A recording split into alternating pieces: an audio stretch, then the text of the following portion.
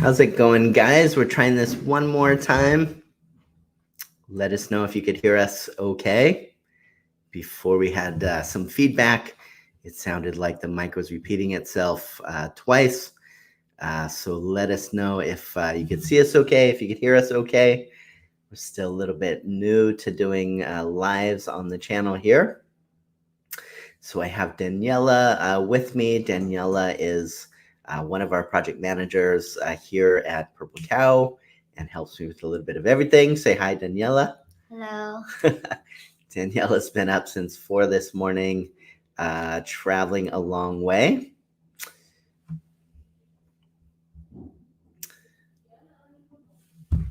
So let us know if you could hear us okay in the comments. We started before with a little bit of problems. So Daniela, where did you travel from this morning? I went to Barili. It's the southern part of Cebu City. Yeah, I think so. Tell me some places where that's by. By Sambuan and then to Malboal all the way to Malboal. Yeah, long way. I think Yep. I drove through there one time, going somewhere else, south. Shella, good to have you here. Everybody go check out Shella's channel. Mark Doyle, how is it going there in Australia? Raymonda, thanks for the feedback. Glad you could hear us okay. Mark says, asking if we are okay. We are. Danielle and I were just talking a little bit ago that, I think for some people, they really understand what we're going through here as well. But for others, I think they, saw the news about 2.5 weeks ago about the typhoon and saw how devastating and terrible it was. And then, now we'll get messages from people at times just saying, it's good that's over with. Glad you're okay. But what I think a lot of people don't understand is that it will be a pretty long time until everything is okay. So what about at your home where you are, Daniela? Do you guys have electricity yet?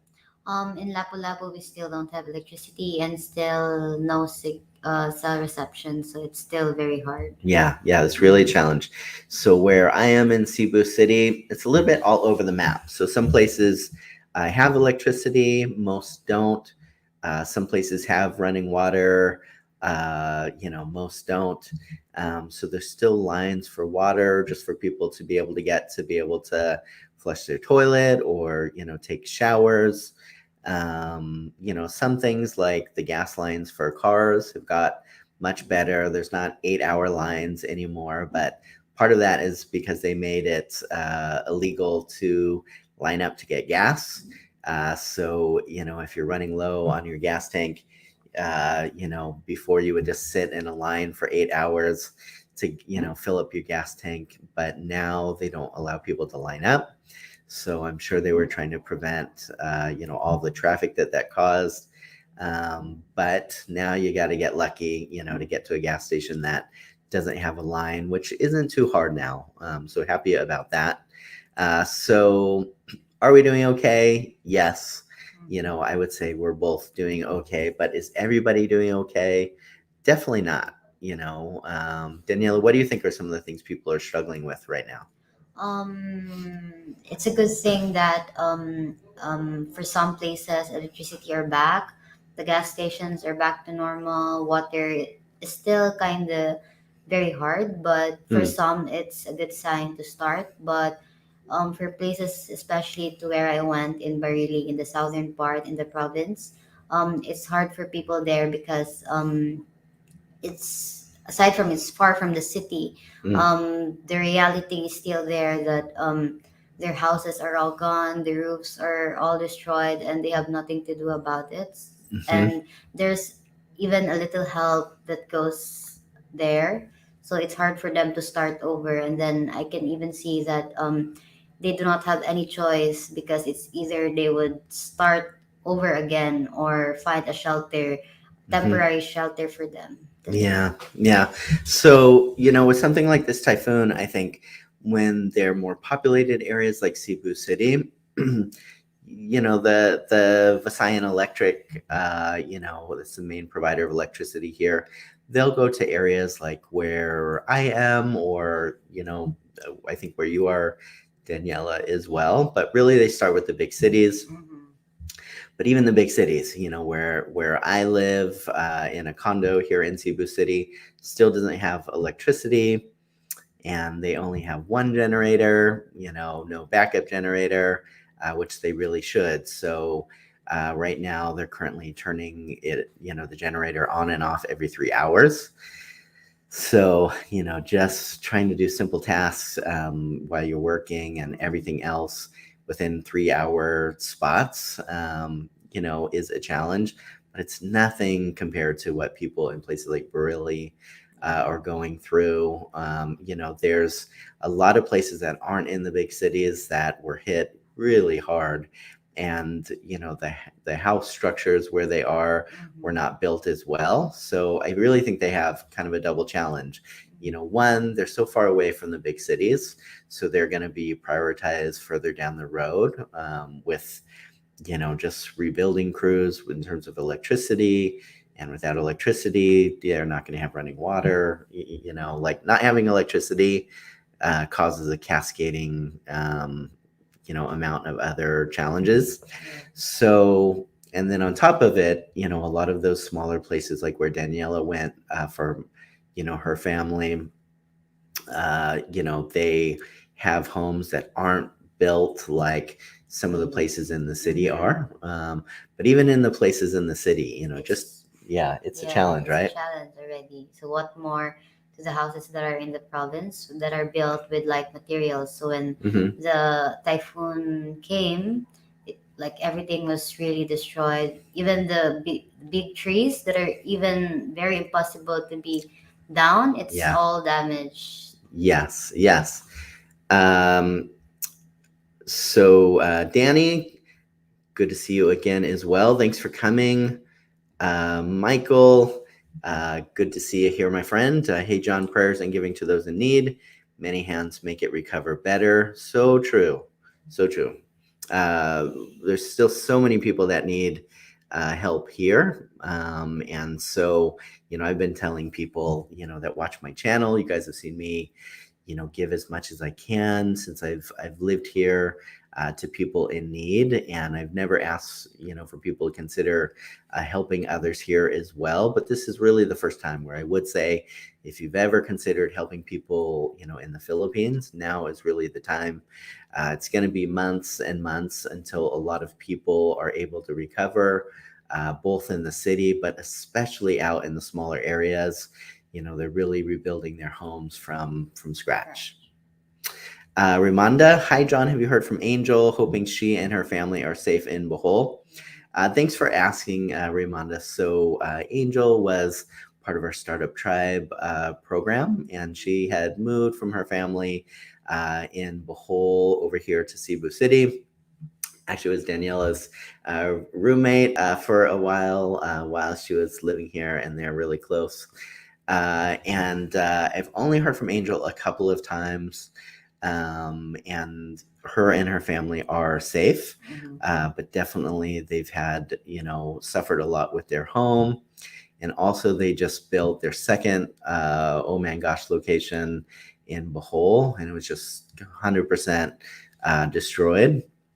It's really sad. They really put a lot of effort into the second location.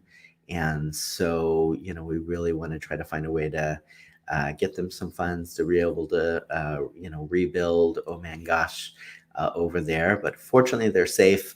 Bohol was hit extremely hard. Yeah. And surprisingly, parts of Bohol already have electricity back, others don't. But you could just, imagine, the materials that a lot of the homes are made out of there are just not strong. They're not typhoon proof at all. And so, there's a lot of people that were already struggling with the pandemic that just really don't have much funds, that now have to figure out how to rebuild their home. And they're really just literally exposed, to outside. So imagine suffering a typhoon, not having electricity, not having water, and not having a home now. So, best case scenario, so many people lost their roofs in places like this, but many people, the wind knocked down their homes, like it was knocking down a piece of paper. Like Daniela said, even the trees, big, strong trees, were just wiped out. Where we live. Before I would look out to trees, and now I look out to dirt and trees that have nothing left on them. Many of them knocked over. Yeah. So tell me, Daniela, you went with your cousin to Barili to see some of your family there. Yes, yes. So how did you hear about how your family was doing there? Because they don't have electricity, right? It's the difficult part of living there because they don't have any cell reception. They don't have electricity, so we literally have no connection, any communication to them. So we just saw this random video on Facebook. There was this one person that went to Barili, and then it was such a great time that my uncle and aunt was interviewed with that video. So from that video, we knew that they were safe at least. And then we didn't have any other communication to reach to them. Right. So super random. Yeah, that you just super happened to see random. them, Yes, which yes. is great. But we were already worried about them because they live very far from us, and then their house is just made from light materials. So we were already worried, and then thankfully through that video we saw that they were okay. Yeah. So I saw photos of their house, but can you describe to people what happened to their home? Yeah, so their house was made of light materials, and it was actually 2 stories. But when we went there, they told us about the story. So in during the time, their neighbors are really far from them since it's in the province. It's not like here where houses are just just everywhere. Their neighbors are really far. And then during the time, there was literally no lights because it was all very dark. There was no lights in anywhere. They don't even have candles to just light up. Right. And then they don't see what's happening outside. And then the moment that they went out to find a new shelter because their house was already like swinging with the winds. The moment that they went out, maybe just about like 10 seconds, their house really just was destroyed by the wind. Right. So imagine if they didn't went out by the time, and then they would really be, that would really be bad for them. Yeah, very scary. But I'm just curious because the winds were crazy. Yes. Like I was really, kind of honestly terrified where we was like I could tell the windows, inside the condos were just about to break at any moment, and it just felt like if that happened, the wind would just grab us with 2 hands and throw us out, side. But did they explain what was that like for them, just being out? They were just out in the wind, they were just out there, and their surrounding was full of trees because it's in the province side. There's no like buildings to cover their house. It's just trees, and then the trees are not safe as well because they're falling through the wind. And then they told me that they really thought that it was like the end of their lives. And then they were just saying that go just save yourselves. And then because my uncle was left there because he was trying to hold the house because he doesn't want the house to be down.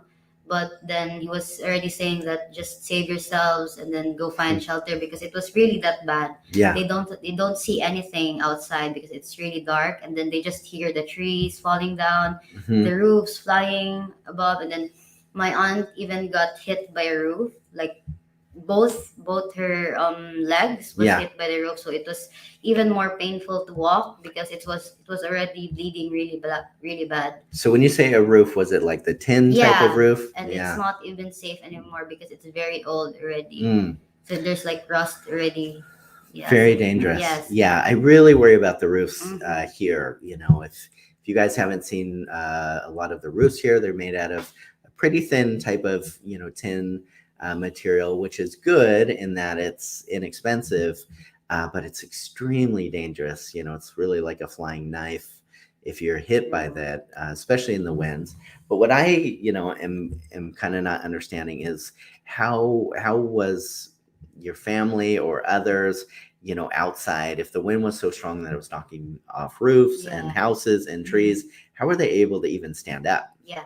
So luckily they went to, like, there was only one last home standing in their community. Right. So they ran all the way there, even there was no lights. They just Mhm. literally crawled through the soil because there Mhm. was literally no lights. So they went there, and there was like maybe 50 of them staying in that house, and then that house wasn't even like made of concrete as well. So it's scarier for them because all Sure. of them were there. So what if that house would break down? Then there's literally Nothing. nowhere to go. So yeah, they stayed there until, and then I think the typhoon was there for even a longer time than Mhm. here in the city, because they said Right. that they had it until the morning. Wow. Yeah, Wow. because we had it until like 12 Midnight. midnight. Yeah. Yeah. And then for them, they had it until like 6 a.m. or 5 a.m. Wow. Yeah, Really so terrible. yeah, it's really Yeah, bad. yeah. For us, it started about 7 p.m. Yep, 7. To get bad, and then by probably about 8:30, it was really terrible. And then it was about 3.5 hours that felt like 3.5 years of just terror, honestly. And that's being in a pretty safe, building where I was. Um, it was still scary. So my heart really goes out to people that went through all of that here. I see that I have my good friends, Jasmine and Steve. Hi, John and Daniela. Daniela is so cute and smart. Steve is watching a movie, and I am watching you guys. Well, hello. Say hello to Steve. Throw some popcorn at him, whatever he's doing. I hope it's a good movie. But thank you for watching us. Jasmine is from here and has really been a great supporter of a lot of people here as well. If you've watched some of the recent videos about Don Gotham High School and the Bajau, Indigenous people, some things that we've been doing, that's all thanks to Jasmine, who introduced us to the school and to the people there. So always good to see you here, Jasmine. What about the rest of you? I saw we got a bit more just came online. Would love to hear where you guys are watching from. Daniela, what would you say for a community like this? So maybe there's one house left standing. What were they saying about how are they going to rebuild? Yeah, so the thing there is they have there's literally like no help from any other people. It's either their family, their loved ones, Mhm. and there's only like one point of contact to reach to their family, because there's no signal there, there's no Mhm. electricity, so it's hard for them to contact their family. So I think there's like, the good thing there is their community is like helping each other. Mhm. If your Mhm. house is like damaged, then we will help you build it, like with no they don't ask you for anything. As long as you have the materials, then we'll help each other to build our houses. So that's Mhm. their like mindset there. They just want everyone to like get back up after this very strong typhoon. Yeah, that's really great. Yep. We are doing a GoFundMe, so Grace and I are trying to help as much as we can personally, and then just because the need is just so extremely great over here, we're doing a GoFundMe as well. So we sent Daniela with 20K for her family, but really that doesn't go nowhere. It's just a small amount of what they need, and you can imagine so many others here have such great needs as well, even in just that one community. So there's millions of people impacted. There's just only so much that one or two or even 20 people could do. So we're really encouraging people, if you want to help out, people like Daniela's family or her neighbors or so many others that are really struggling here. please reach out. We'd love to put you in touch with people that really need the help over here. So feel free to reach out to me on my Facebook, or send me an email at hello@johnsmulo.com. And, we really want to try to help out as many people here as possible. So what about your family, Daniela? We sent over a little bit. Did they talk about what they would do with that? They can't rebuild a whole house, but, Yeah. do they kind of have first plans of where they'll start? Yeah. So with the money they have, I think they were planning to start buying the materials to at least start with the base, so Hmm. they can have like um they can start building the house at least. Hmm. So I think they're starting to buy the materials for their house to start building. Yeah, good, good. Yeah. How many people live there? Um, four, five, four to Oh, five. Yeah, okay, yeah. okay. Very good. Well, guys, any final questions from you guys? We wanted to, give you an update about what was going on over here, and definitely, continue to ask for people's prayers and support. The typhoon happened about 2.5 weeks ago, and it was truly, probably one of the most terrifying nights of many people's lives here. Even talking to people that have lived in Cebu, for their whole life, said it was by far the strongest typhoon they've ever experienced. But that is really just the start of the nightmare for so many people. It doesn't matter where you live, if you have a lot or have, a little, everybody's really impacted by this. Still, so many places are without electricity. Like I said, that includes my, place and Daniela's place. So many people still struggling with basic supplies and how to figure things out. So this isn't something that will just go away, in a couple blinks.